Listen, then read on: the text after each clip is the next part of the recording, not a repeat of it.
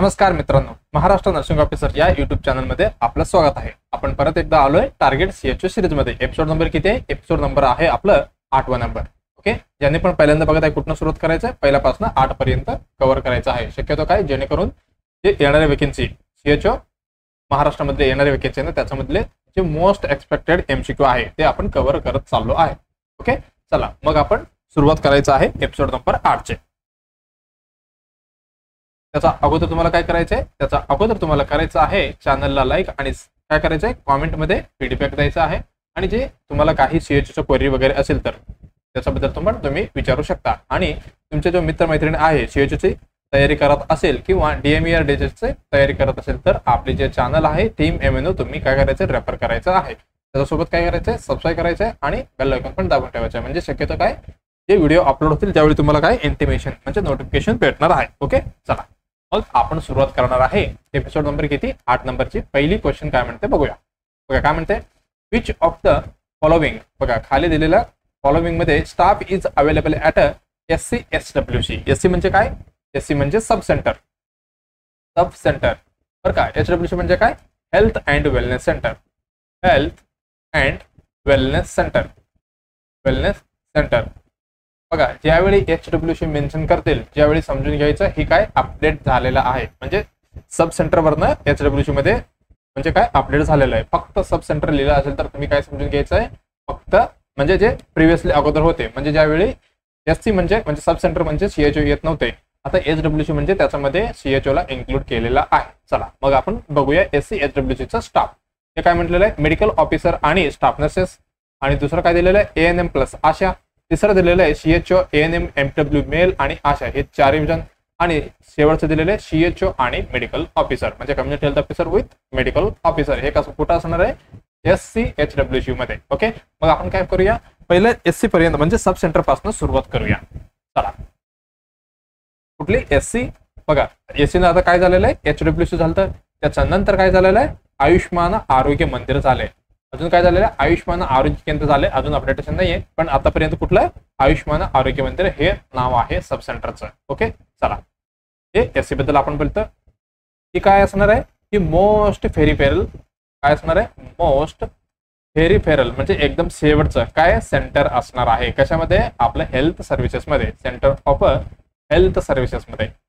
Health services मधलं काय, एकदम फेरिफेरल म्हणजे एकदम किनारी म्हणजे शेवटचा सर्व्हिसेस मध्ये असणार आहे। त्याचं पॉप्युलेशन किती आहे हे सगळ्यांना माहिती असायलाच पाहिजे, आणि माहिती आहे पण सगळ्यांना। हे काय पॉप्युलेशन किती असणार आहे, याची सब सेंटरची पॉप्युलेशन असणार आहे 3000 ते किती, 3000 ते 5000 एवढी पॉप्युलेशन एक सब सेंटरची असणार आहे पर एससी एसडब्ल्यूसी।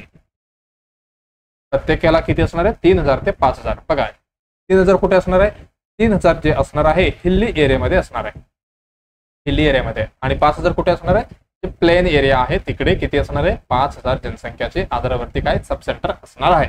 एवढं आपण बघितलं।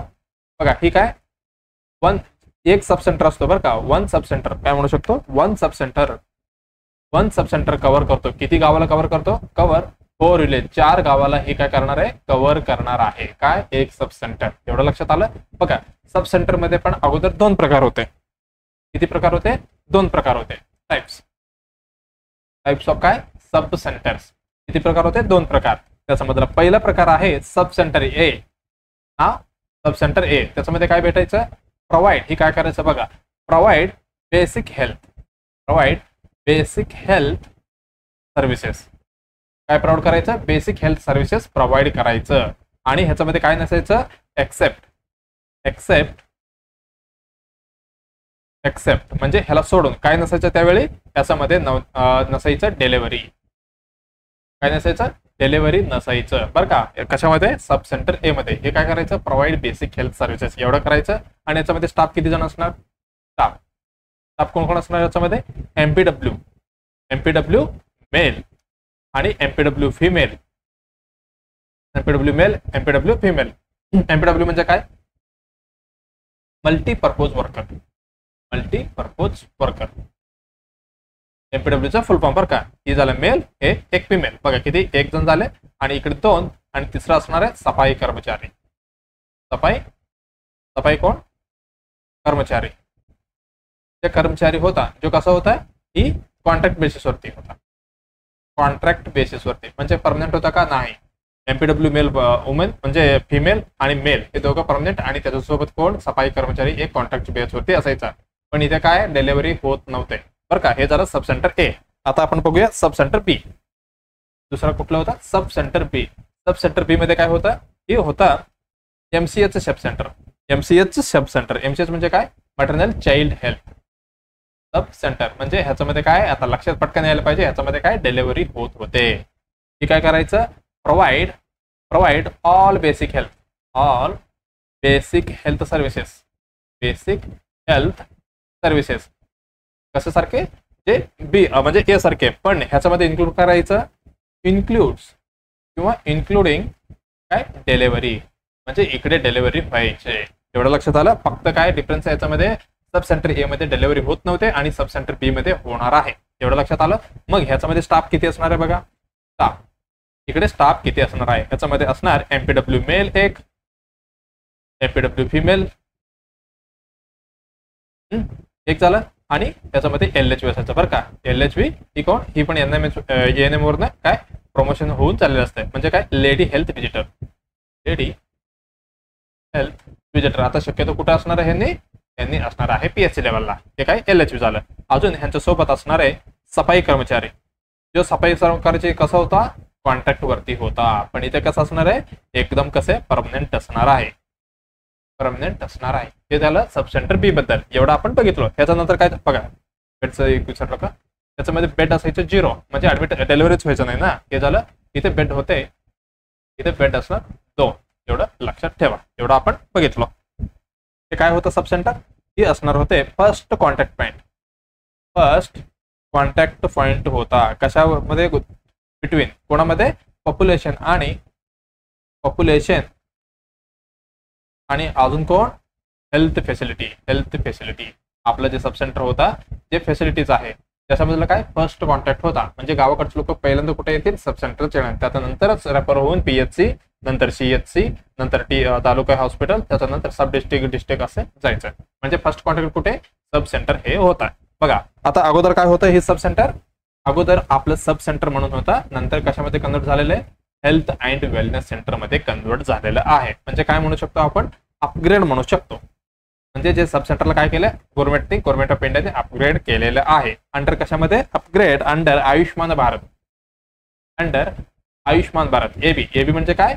आयुष्मान भारत मध्ये अपग्रेड केलेला आहे. कशाला? सब सेंटरला. म्हणून काय नाव पडले? Health and wellness centre Ayushman Bharat मध्ये. भारत कशासाठी? टू डिलिव्हर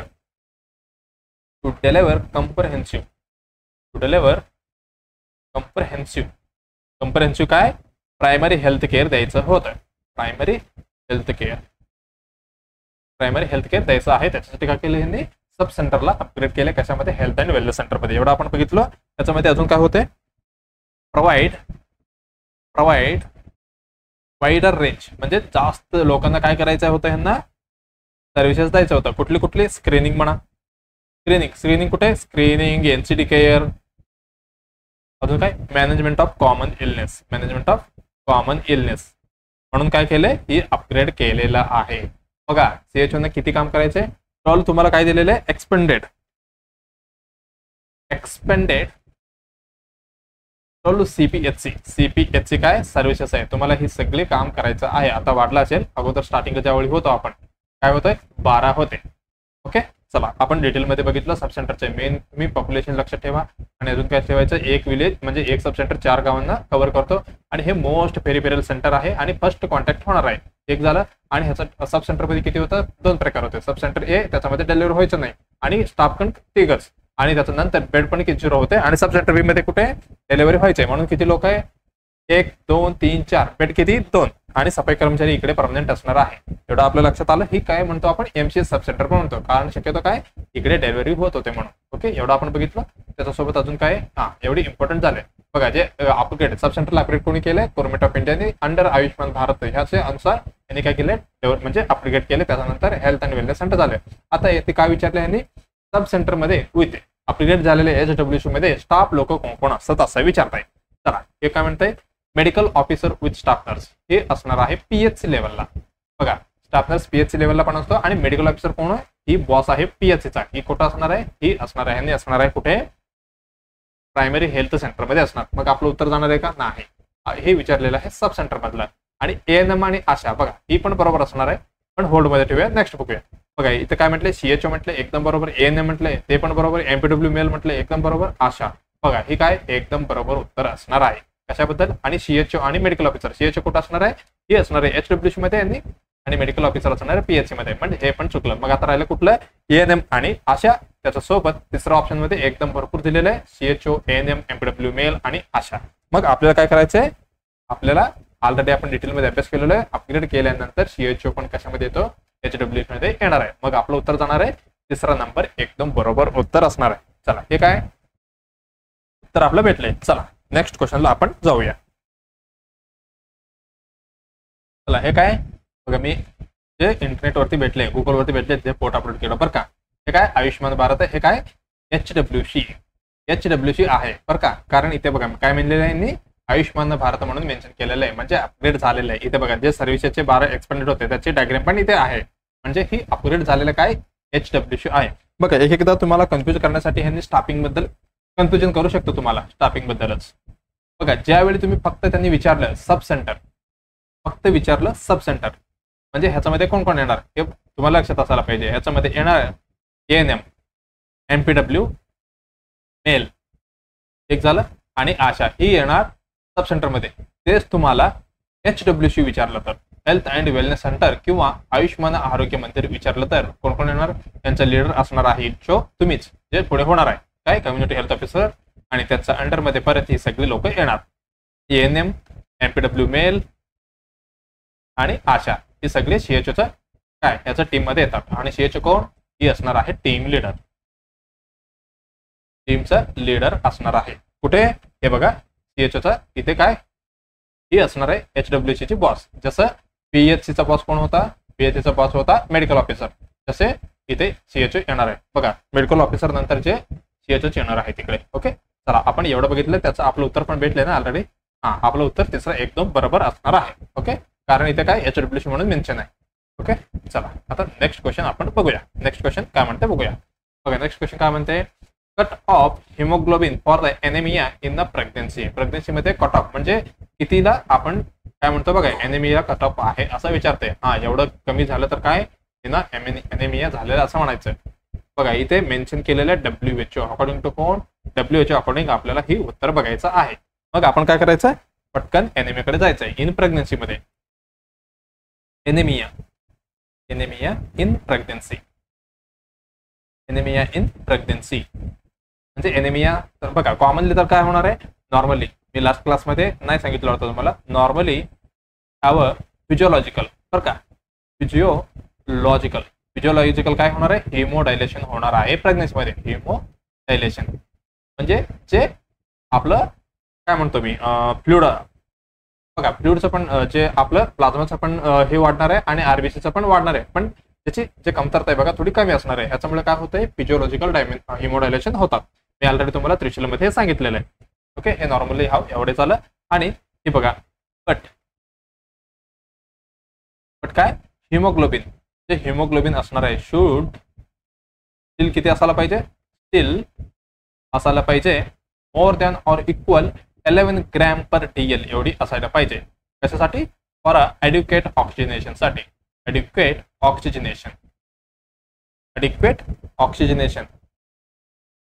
ऑक्सिजनेशन साठी किती पाहिजे, equal or more than 11 gram per DL असं मी म्हटलं होतं. मला वाटते हे आपण ऑलरेडी बघितलेलं आहे. बघा आपण अकॉर्डिंग टू WHO आपण काय बघितलं होतं प्रिव्हियस क्लासमध्ये, आपण बघितलं होतं गव्हर्नमेंट ऑफ इंडिया आपलं सरकार. चला याच्यामध्ये काय असणार आहे, थोडी सेमच असणार आहे, फक्त थोडी चेंजेस आहे बरं का, थोडी सेम थोडी. ओके चला बघून घ्या. हे काय माइल्ड मध्ये किती असणार आहे, HP लेवल आहे बरं का, HP लेवल इकडे मी लिहिणार आहे. HP लेवल त्याच्यामध्ये असणार आहे 10 to 10.99 ग्रॅम पर DL हे असणार आहे माइल्ड झालं. त्याच्यानंतर कोण असणार, मॉडरेट नंतर सिव्हिअर पेक्षा कुठला, मी लास्ट क्लासमध्ये म्हटलेलं व्हेरी सिव्हिअर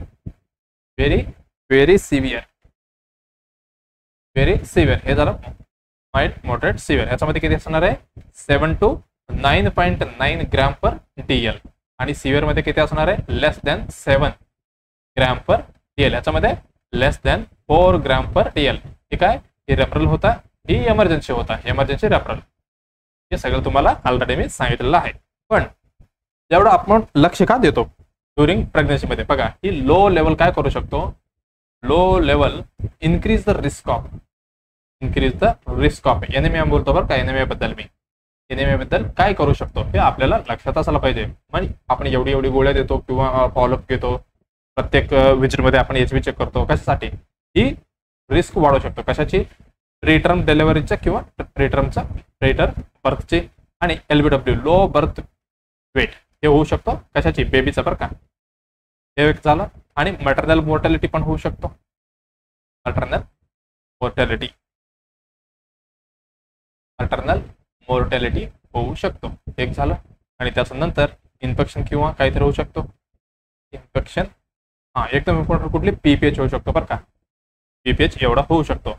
आता मी म्हटलं तुम्हाला डिफरन्स थोडी, जे अकॉर्डिंग टू WHO बघा, ह्याच्यामध्ये काय असणार आहे, जे आपलं ट्रायमेस्टर आहे, एकच मिनिट, जे ट्रायमेस्टर आहे, किती ट्रायमेस्टर आहे आपल्याकडे, 3 आहे, 1 2 3, प्रेग्नन्सीमध्ये 3 ट्रायमेस्टर असते. याच्यामध्ये अकॉर्डिंग टू इंडियाचं सांगतो बरं का मी, इंडियाचं ते कशा पद्धतीने आपण एनेमियाचं हे करतो. फर्स्ट ट्रायमेस्टरमध्ये लेस दॅन 11 ग्रॅम पर DL हे झालं, आणि सेकंडमध्ये 10.5 ग्रॅम पर DL एवढी, आणि थर्डमध्ये 11 ग्रॅम पर DL. ह्या पद्धतीने आपण काय एनेमियाचं काय केलेलं आहे, गाईडलाईन्स आहे आपल्याकडे अकॉर्डिंग टू ट्रायमेस्टर. पण कशाबद्दल आपण बघणार आहे, WHO बद्दल. बघा ही तिन्ही ट्रायमेस्टरमध्ये काय म्हणतो मी, ही इंडियाचं कशाबद्दल झाला, ICMR किंवा आपलं NHM ने सांगितलेलं अनुसार. बघा त्याच्यामध्ये काय, सेकंड ट्रायमेस्टरमध्ये 0.5 थोडी चालते, पण फर्स्ट ट्रायमेस्टर आणि थर्ड ट्रायमेस्टर किती पाहिजे, लेस दॅन 11, म्हणजे त्याचं एवढी झालं तर काय आपण एनेमिया म्हणून कन्सिडर करतो. पण अकॉर्डिंग टू कोण, WHO वाला, अकॉर्डिंग टू WHO ह्यांनी काय करणार, ऑल ट्रायमेस्टरमध्ये, ऑल ट्रायमेस्टर किती कन्सिडर करणार आहे, लेस दॅन 11 ग्रॅम पर DL असेल तर त्यांनी काय करणार, कन्सिडर करणार बाबा ही काय पेशंटला एनेमिया झालेलं आहे. पण आपल्याकडे कुठलं सेकंडमध्ये थोडी चेंजेस आहे, एवढीच आपल्याला लक्षात ठेवायचे. मग हे काय म्हटलेलं आहे, cut off the haemoglobin anaemia in the pregnancy, trimester वगैरे काही मेन्शन नाही केलंय, आणि WHO म्हटलेलं आहे. मग WHO कुठली पण ट्रायमेस्टर असं आपल्याला काय लक्षात यायला पाहिजे, लेस दॅन 11 ग्रॅम पर DL असेल तर आपण काय हमखास टिक करणार आहे. चला इथे किती आहे, 9 आहे कॅन्सल, 10 आहे कॅन्सल, 10.5 नियर आलं. चला ठीक आहे, 11 नंबर, 11 काय आहे, लेस दॅन 11 ग्रॅम पर DL असेल तर काय करणार आहे, WHO अकॉर्डिंग टू WHO काय म्हणणार आहे, एनेमिया झाले बाबा पेशंटला. मग आपल्याला काय ट्रीटमेंट द्यायचं आहे, ते किती देणार आपण, 2 टॅबलेट देणार. पटकन लक्षात आले का, कितीचं, 60 mg एलिमेंटल आयरॉन, पुढचं सांगा पटकन, एलिमेंटल आयरॉन प्लस किती, 500 mg ची फोलिक ऍसिड देणार. फोलिक ऍसिड किती, twice day, twice in daily आपण 2 मेडिसिन देणार आहे. एवढं लक्षात आलं. उत्तर असणार आहे आपलं एकदम बरोबर, कुठली, पहिलं उत्तर एकदम बरोबर. ओके चला, आता नेक्स्ट क्वेश्चन काय म्हणतंय आपण बघूया.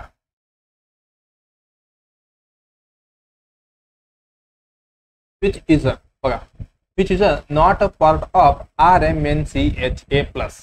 बघा काय म्हणते, RMNCH+A+, याच्यामध्ये कुठली ही पार्ट नाही आहे. बघा काय म्हणते ह्यांनी, family planning, immunisation, non communicable disease, newborn care. Okay बघा ही काय, RMNCH+A असं आहे बरं का, थोडी grammar mistake, grammar spelling mistake. Okay कशाबद्दल आपण अभ्यास करायचा आहे, RMNCH+A.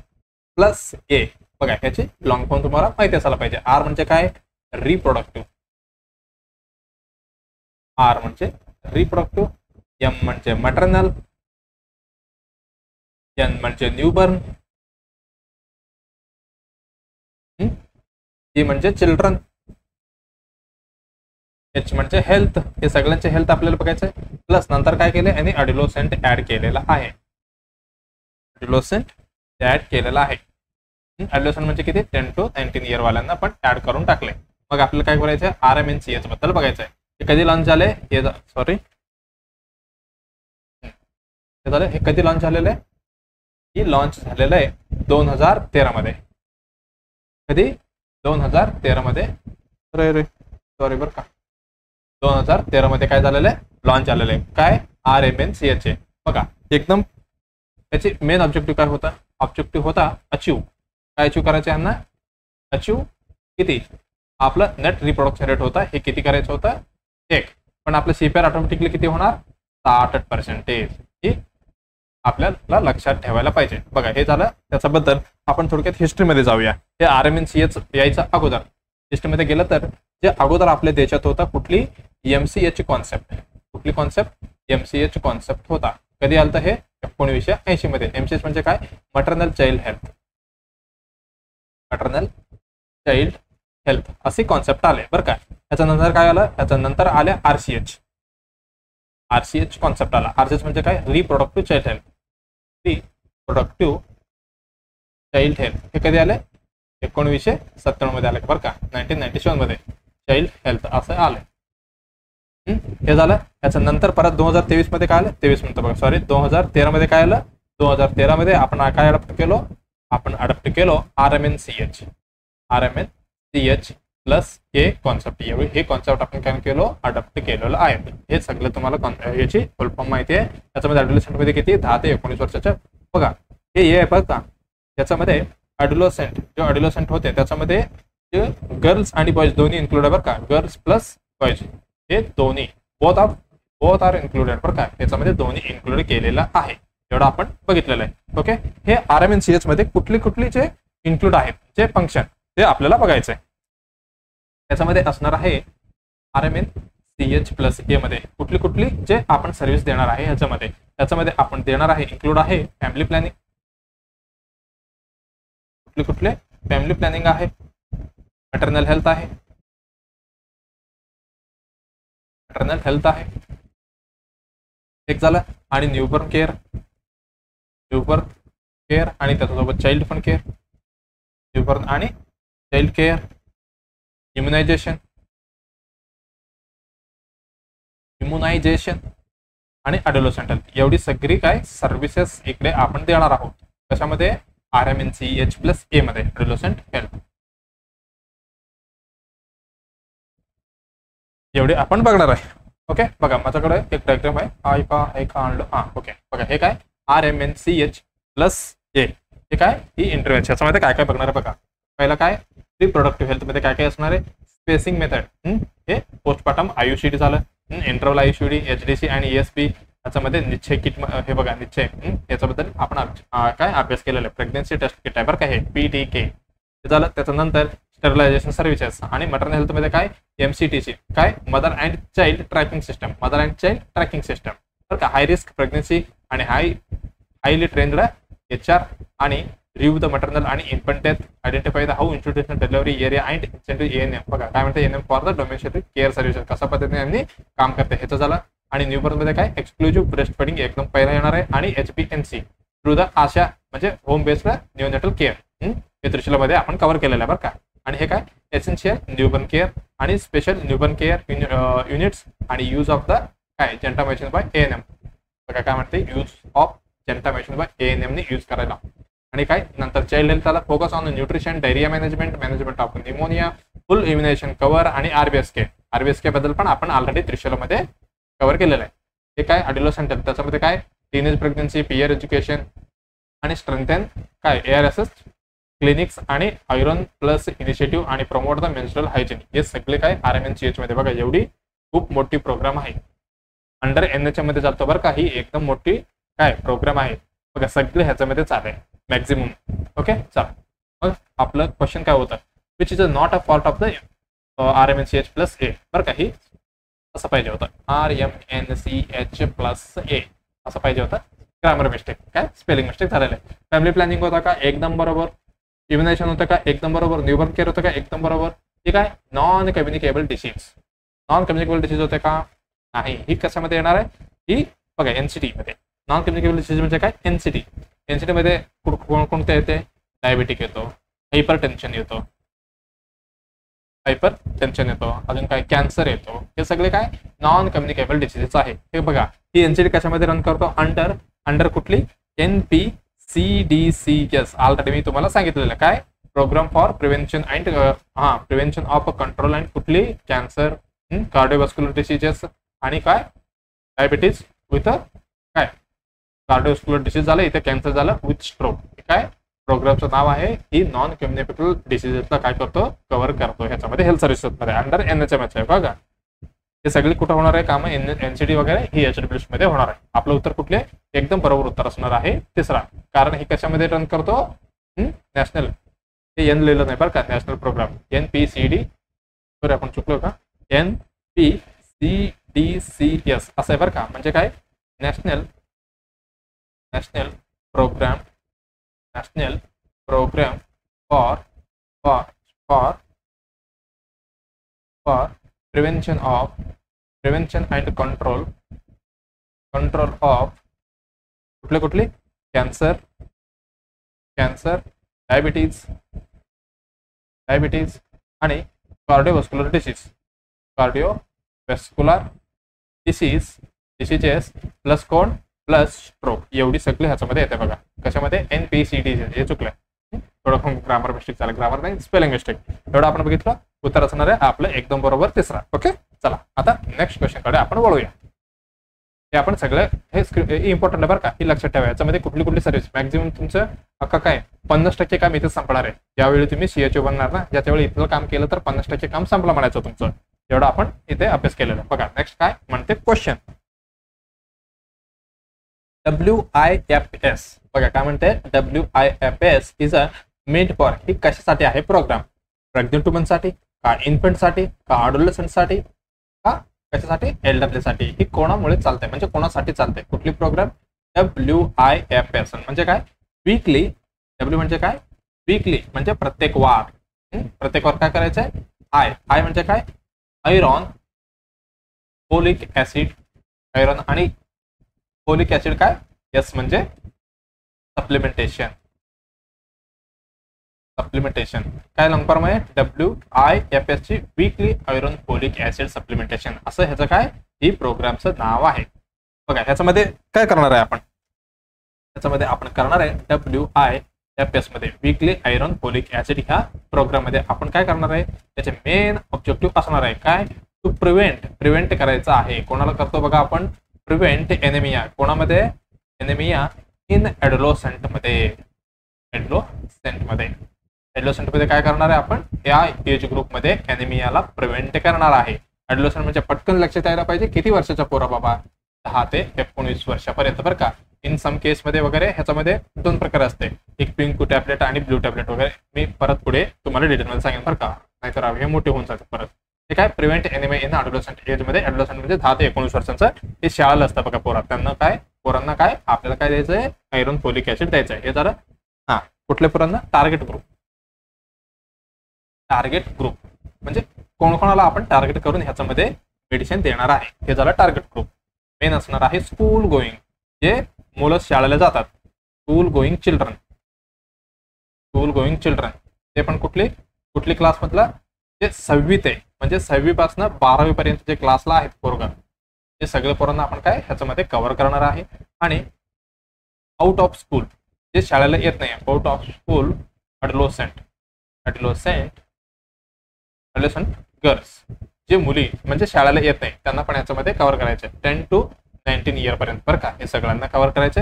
ह्याच्यामध्ये ह्या कुठले हे प्रोग्राम मध्ये आपण बोथ बॉईज आणि गर्ल्स दोघांना पण देणार आहे. बॉईज आणि गर्ल्स हे दोन्हींना काय इन्क्लूड करणार आहे. एवढं आपल्या लक्षात आलं.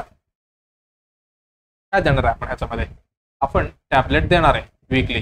कुठली टॅबलेट, मला वाटतं आपण जस्ट डिस्कस केलं का, चला तेच मेडिसिन, पण ते 60 mg होतं. ह्याच्यामध्ये किती देणार आहे आपण 100 mg, लक्ष घ्या किती 100 mg एलिमेंटल आयरॉन प्लस त्याच्यासोबत किती 500 mg काय फोलिक ऍसिड आपण देणार आहोत. फोलिक ऍसिड एवढं आपलं लक्षात आलं. ओके चला, त्याच्यासोबत अजून अल्बेंडाझोल पण देतो बरं का. अल्बेंडाझोल आपण हे देतो. हे कधी देतो हे पण लक्षात असलं पाहिजे. हे देतो आपण 400 mg, किती 400 mg 400 mg गोळी देतो, म्हणजे एकच देतो आणि ते पण शक्यतो नाईटला देतो आणि ते पण पर 6 मंथला. लक्षात ठेवा, पर 6 मंथला ही गोळ्या द्यायलाच पाहिजे. महाराष्ट्रामध्ये बघा नॉर्मली कधी द्यायला पाहिजे की 10 फेब्रुवारीला. 10 फेब्रुवारीला काय डिवॉर्मिंग डे बरं का, डिवॉर्मिंग डे ही साजरा करतो आपण. त्या दिवशी काय करतो, अल्बेंडाझोल 4 mg एक टॅबलेट देतो. ही वर्षाला म्हणजे 6 महिन्याला एक द्यायचं आहे. मग नेक्स्ट कधी आलं की नेक्स्ट आपण देणार आहे कधी 14 नोव्हेंबरला. 14 नोव्हेंबरला. ठीक आहे, ह्याला आपण काय म्हणतो बायएन्युअल डिवॉर्मिंग. बायएन्युअल डिवॉर्मिंग अजून एक नाव आहे याचं डिवॉर्मिंग. अजून काय मॉपअप ते पण म्हणतात.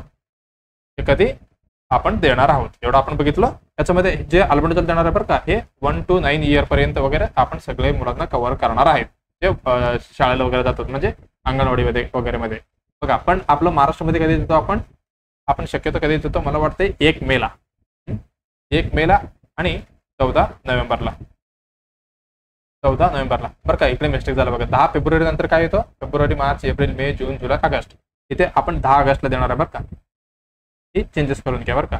मी महाराष्ट्रामधलं सांगितलं. महाराष्ट्रामध्ये गव्हर्नमेंटमध्ये शक्यतो किती 1 मेला आणि 14 नोव्हेंबरला देतात. पण ऑल ओव्हर इंडियामध्ये मॅक्झिमम कडे कुठं देणार आहे, 10 फेब्रुवारीला डिवॉर्मिंग डे म्हणून साजरा करतो, त्या दिवशी देतो. त्याच्यानंतर 6 महिन्याने कॅल्क्युलेशन करा. फेब्रुवारी नंतर मार्च, एप्रिल, मे, जून, जुलै, ऑगस्ट, म्हणजे 6 महिन्यानंतर काय आलं 10 ऑगस्ट आलं. त्याच्यानंतर बायएन्युअल डिवॉर्मिंग डे या दिवशी साजरा करून आपण परत एकदा किती 400 mgचं मेडिसिन आपण बच्चूंना देणार आहेत. एवढं आपण बघितलं. आता एवढं बघितलं, त्याचा डोस बद्दल पण बघूया. डोस पण इम्पॉर्टंट आहे बरं का. कशाची, अल्बेंडाझोल डोस टोटल किती होता, आता तुम्ही किती सांगितले 400 mg बघितलं. बघा ॲज पर आपलं सरकार, as per government of India अनुसार आपण किती देणार आहे. जे चिल्ड्रन 1 ते 2 वर्षमध्ये आहेत, 1 ते 2 इयरमध्ये आहे, ज्यांना आपण काय देणार आहे, त्यांना हाफ गोळी देणार आहे. म्हणजे 200 mg टॅबलेट देणार आहे. म्हणजे काय म्हणू शकतो आपण, हाफ टॅबलेट म्हणजे काय 200 mg 200 mg असं झालंय त्यांना देणार आहे. हे कसं देणार, आपण क्रश करून पण देऊ शकतो. क्रश अँड गिवन विथ कशामध्ये, पाणीमध्ये वगैरे देऊ शकतो आपण. हे पण झालं. पण जे मुलं 2 पेक्षा जास्त आहे, जे चिल्ड्रन 2 ते 19 वर्षापर्यंत आहेत, म्हणजे 2 ते 19 पर्यंत, हे 2 इयर आहे बरं का. तुम्ही परत कन्फ्युजन होतील. किती आहे 1 to 2 इयर आणि हे किती आहे 2 ते 19 इयर. हे झालं त्याच्याबद्दल. ह्याच्यामध्ये आपण किती देणार आहे, 1 फुल टॅबलेट देणार आहे. 1 फुल टॅबलेट त्याच्यामध्ये किती 400 mg असतात. हे चिविंग मध्ये येतं बरं का. ही चिविंग टॅबलेट आहे. ते झालं. हे सिंगल डोस देणार आपण. बघा आपण कुठे चाललोय. चला हे आपण हे मेडिसिन देतो कुठले 100 mg एलिमेंटल आयरन आणि 500 mgचं काय फोलिक ऍसिड देतो. आपण कशासाठी देतो, रिझन आपल्याला माहिती असायला पाहिजे. हा बाबा आपण देतो कशासाठी देतो, हे असणार आहे हायेस्ट ग्रोथ पिरियड त्यांचं. कशामध्ये, अडोलसेंट मध्ये. वाय इन अडोलसेंट, काय की हायेस्ट ग्रोथ स्प्रेड असणार आहे. एक झालं. त्याच्यानंतर हाय आयरॉन रिक्वायरमेंट असणार आहे यांना. हाय आयरॉन रिक्वायरमेंट कसं असणार आहे, रिक्वायरमेंट यांना जास्त पाहिजे. एक झालं. त्याच्यानंतर मेन्स्ट्रुअल इन गर्ल्स, मेन्स्ट्रुएशन काय गर्ल्समध्ये मेन्स्ट्रुएशन येणार आहे ह्या टाइमला. मग त्यांना काय त्यावेळी जास्त आयरॉन लॉस होतो. एक ऍडिशन आयरॉन लॉस होतो बरं का, जास्त आयरॉन लॉस होतो ब्लिडिंग मध्ये वगैरे. एक झालं. त्याच्यानंतर आपल्याला काय करायचं आहे, प्रिव्हेंट करायचं आहे. प्रिव्हेंट फ्युचर मॅटर्नल आणि जे एनेमिया वगैरे होणार आहे त्याला आपण काय करायचं आहे, प्रिव्हेंशन करायचं आहे. त्याच्यासोबत अजून काय ELBW लो बर्थ वेट हे पण कव्हर होतं. अजून इम्प्रूव्ह स्कूल परफॉर्मन्सला आपण मदत होतो याच्याने. हे झालं. त्याच्यानंतर अजून एक काय राहिलं, इम्युनिटी वाढते. एवढं आपण बघितलं. ओके. बघा अल्बेंडाझोल बद्दल पण बघितलं. ही काय एक प्रोग्राम आहे बरं का. त्याचं फुल काय weekly iron folic acid experimentation. Object काय ह्याचं main to prevent the anaemia in adolescent म्हणजे 10 ते 19 वर्ष आले. त्याच्यामध्ये टार्गेट ग्रुप कुठली, स्कूल गोईंग चिल्ड्रन जे 6वी ते 12वी पर्यंत शाळा शिकतात ते पोरं, आणि जे शाळेला येत नाही तसली काय ही गर्ल्स, त्यांना काय करायचं टार्गेट करायचे. त्याच्यासोबत ह्याच्यामध्ये बॉईज आणि गर्ल दोन्ही येतात. आणि टॅबलेट किती देणार आपण 100 mg एलिमेंटल आयरन. आणि त्याची एक लिस्ट आहे बरं का, मी जस्ट त्याच्यामध्ये येणाऱ्या क्लासमध्ये दाखवतो तुम्हाला. एक झालं. आणि अल्बर्टल किती 400 mg देतो, हे पर 6 महिन्याला द्यायचे असते. कॉमनली आपण कधी देतो 10 फेब्रुवारी डिवॉर्मिंग डे, त्याच्यानंतर 10 August by annual deworming mop up day असतो. आणि आपण महाराष्ट्रामध्ये किती म्हटलं मी 1 मे आणि 14 नोव्हेंबर असं 6 महिन्याच्या गॅपने आपण ही मेडिसिन देतो. आणि कशासाठी देतो, ही ॲडोलेसंटमध्ये आयरन फोलिक ऍसिडची ही त्याचं ग्रोथ वाढणार आहे आणि रिक्वायरमेंट जास्त असणार आहे. आणि फिमेलमध्ये जे गर्ल्स आहेत त्यांच्यामध्ये सायकल आल्यानंतर जास्त ब्लिडिंग होऊ शकतं आणि त्यांना रिक्वायरमेंट जास्त असतो. ते चाललं. त्याच्यासोबत ही फ्युचर मॅटर्नल एनेमिया आणि हे झालं LPW साठी प्रिव्हेंट करायचं आणि इम्प्रूव्ह द स्कूल परफॉर्मन्स आणि इम्युनिटी एवढी सगळे वाढवण्यासाठी आपण काय देतो, ही स्पेशल त्याच्यासाठी चालू आहे. कुठली आपला प्रोग्राम WIFS. मग चला, आणि काय म्हणते WCचं मीट फॉर प्रेग्नेंट वुमनसाठी आहे का, नाही. इन्फंटसाठी होते का, नाही. ॲडोलेसंट होते, हा एकदम बरोबर. कोणासाठी होते, 10 ते 19 एजच्या होते, त्या मुलांसाठी आणि मुलींसाठी. ॲडोलेसंटसाठी होते, एल्डरसाठी होते का, नाही. मग आपलं उत्तर कुठे बरोबर जाणार आहे, तिसरे उत्तर एकदम बरोबर असणार आहे. ओके, चला आता नेक्स्ट क्वेश्चनला आपल्याकडे जायचं आहे. नेक्स्ट क्वेश्चन काय म्हणतं आपण बघूया. Diagnosis of hypertension in NCD. NCD म्हणजे काय, जस्ट आपण बघितलं non communicable diseases. Screening age. बघा काय म्हणते, हायपरटेन्शन आपल्याला काय करायचं, डायग्नोज करायचे. ते पण कशामध्ये, NCD स्क्रीनिंग मध्ये. BP मोर दॅन 120/80 असेल तर, किंवा BP equal or more than 140/90, BP equal or more than 160/100, BP equal or more than 130/90. त्याच्यामध्ये कुठले ऑप्शनमध्ये असं दिलेलं आहे तुम्हाला, हा बाबा आपण NCD मध्ये एवढी डिजिट आलं तर, म्हणजे सिस्टोलिक आणि डायस्टोलिकच्या असं रेशो आलं तर आपण काय करणार आहे, त्याच्यामध्ये आपण डायग्नोज करणार आहे. काय, हायपरटेन्शन म्हणून डायग्नोज करणार आणि मॅनेजमेंटसाठी काय रेफर करणार आहे मेडिकल ऑफिसकडे. मग आपण बघायचं आहे NCD बद्दल. NCD म्हणजे सगळ्यांना पटकन लक्षात यायला पाहिजे काय, NCD म्हणजे नॉन कम्युनिकेबल डिसीज. अंडर कशामध्ये, हे पण लक्षात असायला पाहिजे. आता जस्ट सांगितलं तुम्हाला काय, नॅशनल प्रोग्राम फॉर NPCDCS. हे काय, नॅशनल प्रोग्राम फॉर, हे रट्टा मारून ठेवा बरं का, national programme for prevention and control. Prevention and control कुठली disease of, control of cancer, diabetes, ती म्हणजे कार्डिओव्हास्क्युलर आणि अजून काय राहिलं, हा यस म्हणजे स्ट्रोक. ही एवढी काय नॉन कम्युनिकेबल डिसीजला कव्हर करणार आहे. त्याच्यामध्ये सर्व येणार आहे. ते आपण बघितलं.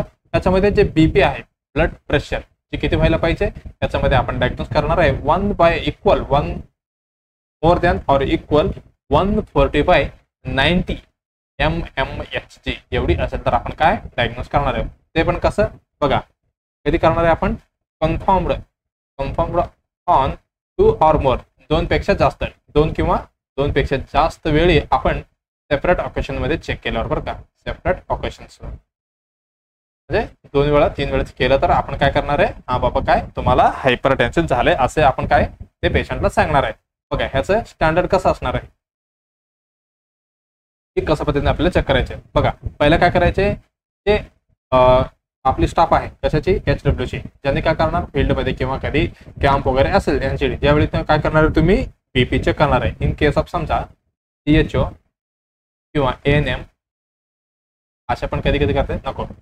त्यावेळी काय की कम्युनिटी लेवलला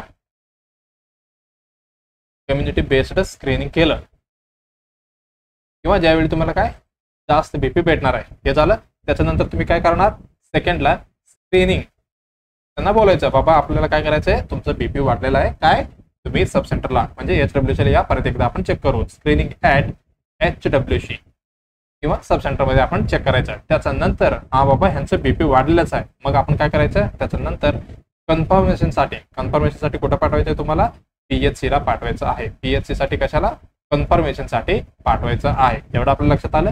त्यावेळी मेन लोकांना टार्गेट म्हणजे ऑपॉर्च्युनिटी कसं होणार आहे, ऑपॉर्च्युनिटी म्हणजे ह्यांच्यामध्ये आपल्याला चेक करायचंच आहे. ऑपॉर्च्युनिटी स्क्रीनिंग इन अडल्टमध्ये, ते पण तुम्हाला क्वेश्चन मला वाटते विचारलेलं कुठली तरी बिहार CHO मध्ये कुठेतरी विचारलं होतं.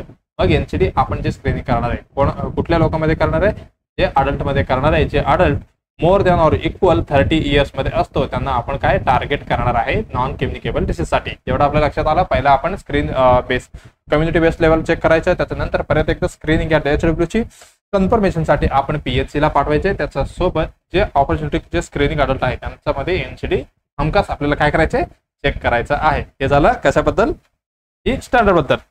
मग आता आपलं काय बीपीचं आपल्याला बोललं होतं त्याची प्रोटोकॉल कसा असणार आहे. प्रोटोकॉल फॉर स्क्रीनिंग ही सगळी गाईडलाईन्स तुम्हाला काय तुम्ही ऑफिसर झाल्यावर हे सगळं फॉलो करायचं बरं का. हे झालं. मग आपण समजा फर्स्ट जे आपण काय केलो रीडिंग घेतलो. फर्स्ट रीडिंग घेतलो ज्यावेळी काय होणार आहे आपल्याला समजा बीपी जास्त भेटला. आता हायपरटेन्सिव्ह आहे म्हणा पेशंट. मग बीपी जास्त भेटणार आहे किती तेवढंच घेऊ आपण 140 मोर दॅन 140/90 mmHg एवढा आपण काय रीडिंग भेटला फर्स्ट मध्ये. मग आपण काय करायचं टेक सेकंड रीडिंग. आपल्याला काय सेकंड रीडिंग घ्यायचं आहे. त्याच्यानंतर रीडिंग आफ्टर किती 2 ते 3 मिनिटमध्ये. आता परत पण तुम्हाला भेटलं बाबा काय त्यांचं बीपी परत वाढलेलंच आहे. मग आपण काय करायचं इफ स्टील एलिव्हेटेड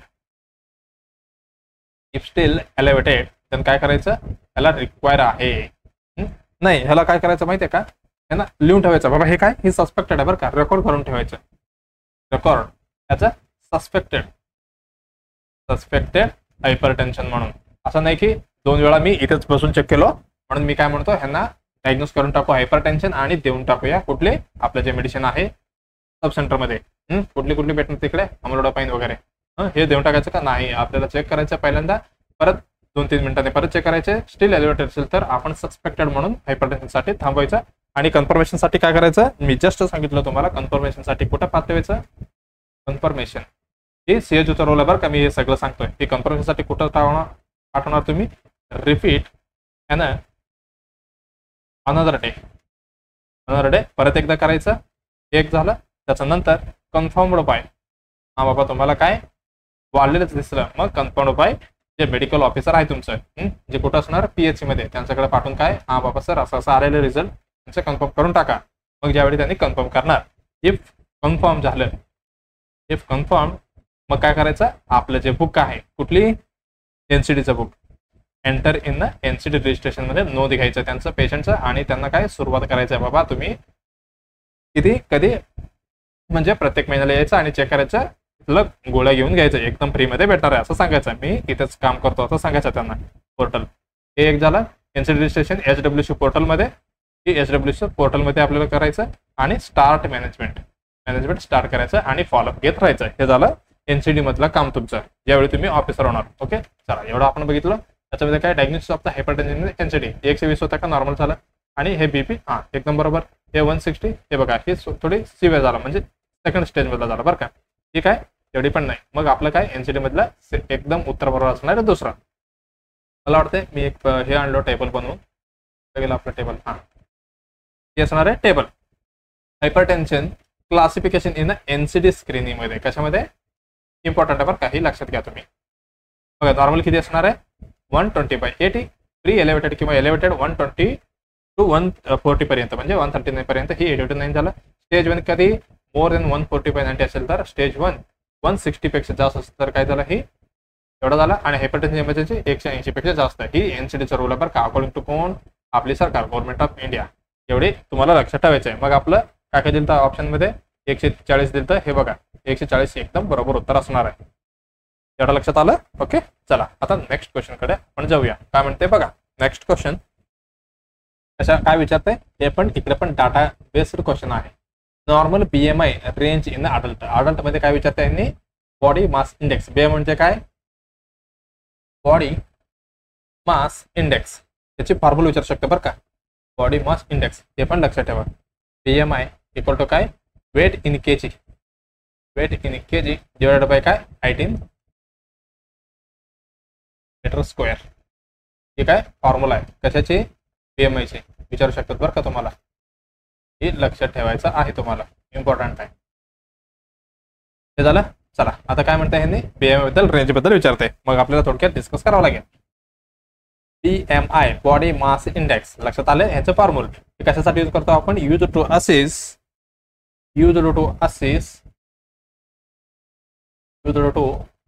त्याच्यामध्ये काय करणार आहे जे न्यूट्रिशनल स्टेटस आहे. न्यूट्रिशनल स्टेटस इन कोणामध्ये पिडियाट्रिक मध्ये का नाही अडल्ट मधला कळणार आहे आपल्याला ह्याच्यामध्ये. ओके मग आपल्याला काय काय विचारलं त्यांनी रेंज विचारले होते. मग आपण बघूया अकॉर्डिंग टू कोण, अकॉर्डिंग टू हू नाही WHO यांच्याबद्दल आपण बघूया. यांनी क्लासिफिकेशन कशा पद्धतीने केलं बाबा, कशामध्ये, अडल्टमध्ये बरं का. BMI क्लासिफिकेशन ही इम्पॉर्टंट आहे बरं का, ही लक्षात ठेवायचं तुम्हाला. हे झालं फॉर अडल्टसाठी. अडल्ट म्हणजे कोण, अडल्ट म्हणजे कोण, जे more than or equal 18 year पेक्षा जास्त आहे त्यांच्यामध्ये. चला मग आपण सुरुवात करूया. इकडे आपण लिहूया BMI, लिहूया आपण BMI. इथे काय लिहूया, कॅटेगरी.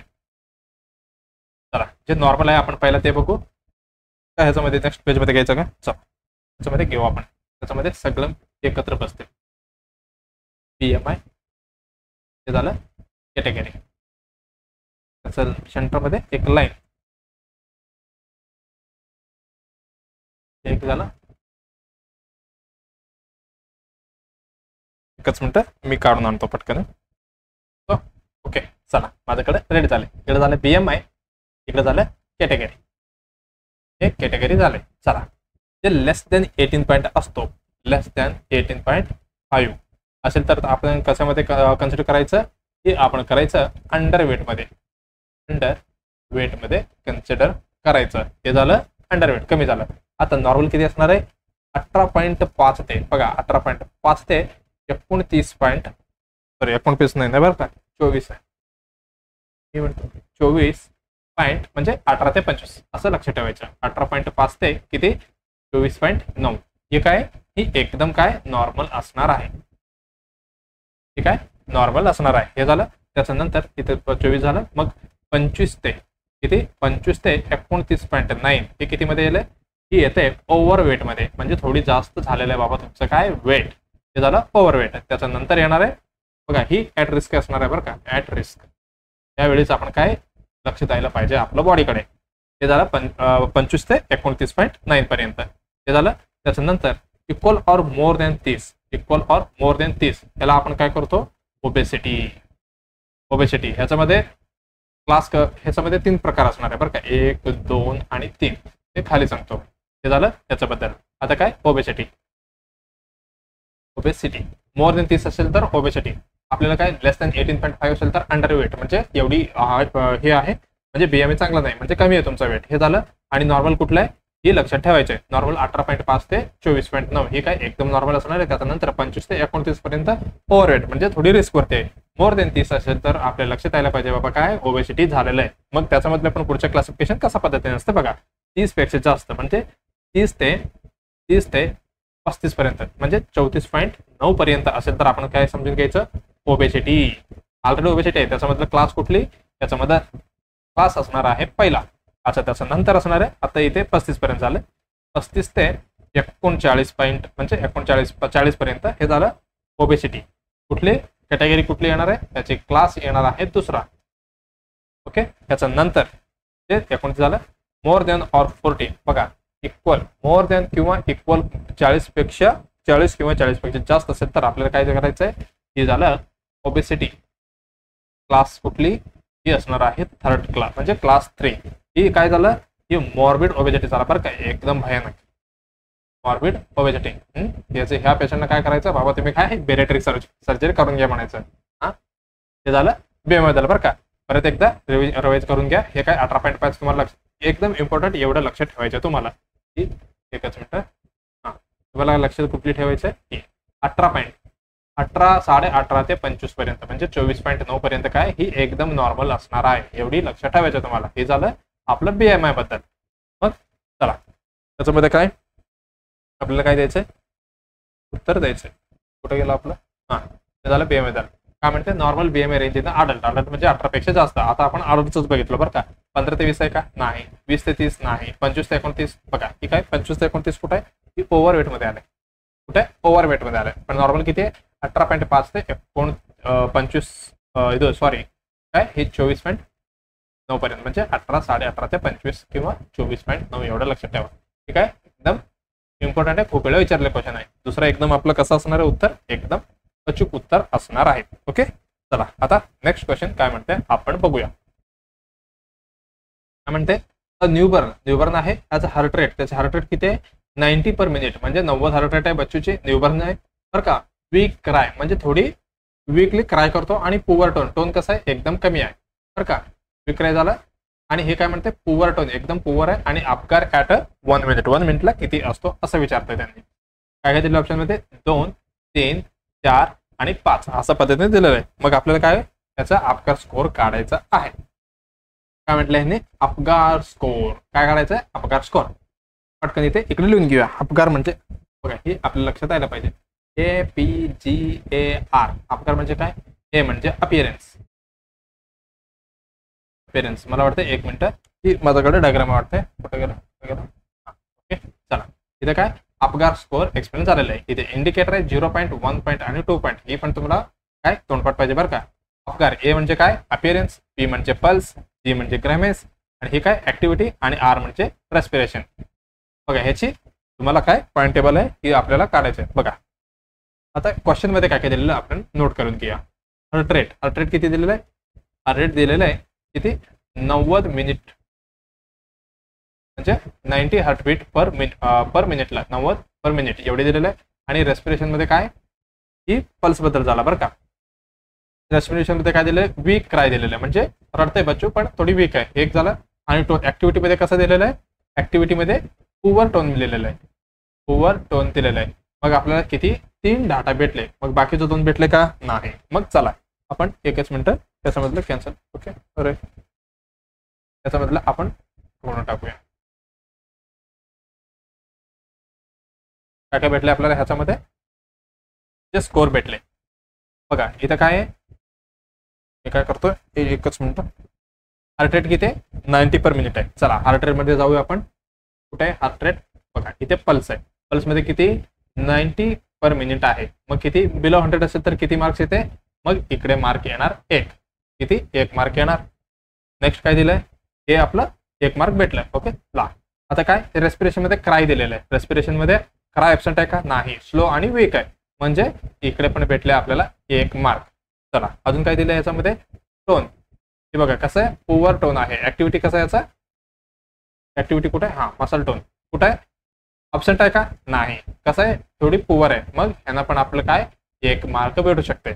आता बाकीचं राहिलं कुठलं अपिअरन्स, म्हणजे त्याची बच्चूचे कलर कसं होत आहे, म्हणजे ब्लू पेल होतं, पिंक बॉडी होतं, काय होतं हे पण आपल्याला माहित नाही इथे, म्हणजे त्यांनी काय मेन्शन केलेलं नाही. हे एक राहिलं. आणि ग्रिमेस म्हणजे त्याचे रिफ्लेक्स इरिटेबिलिटी वगैरे कसं होत आहे हे पण आपल्याला दिले नाहीये. मग आपले दिले एवढी माहिती अनुसार आपल्याला रिझल्ट किती येणार आहे 1, 2, 3, म्हणजे आपलं रिझल्ट येणार आहे एकदम फक्त किती 3 पॉईंट्स होणार आहे. बघा किती टोटल किती 10 मार्क पैकी किती पडले 3च पडले. मग हे काय अपघात स्कोर आलाय आपलं 3. मग ह्याच्यामध्ये आहे का ऑप्शन मध्ये दुसरं नाही, 4 पण नाही, 5 पण नाही, मग आपले उत्तर असणार आहे 3. कारण बघा इथे अपघात स्कोर मध्ये काय काय दिले त्यांनी हार्ट रेट दिले आणि क्राय बद्दल दिले आणि ओव्हर टोन ऍक्टिव्हिटी बद्दल दिले. मग हे सोडून बाकीचं दिलं नाही. मग आपण अजून करू शकतो का नाही, जेवढं दिलं आपल्याला तेवढंच उत्तर द्यायचंय. हे ॲट 1 मिनिटचं बरं का. आपल्याला परत किती 5 मिनिटाला परत एकदा करायचंय. यावेळी समजा 7 रिझल्ट किंवा 8 रिझल्ट आला तर हे सगळी गेलं काढण्यात. मग आपण मोस्ट प्रिफरन्स देणार आहे 5 मिनिटाला अपघात स्कोर करताना. ही आफ्टर बर्थ आपण 2 टाइम करतो बरं का, हे पण लक्षात ठेवा.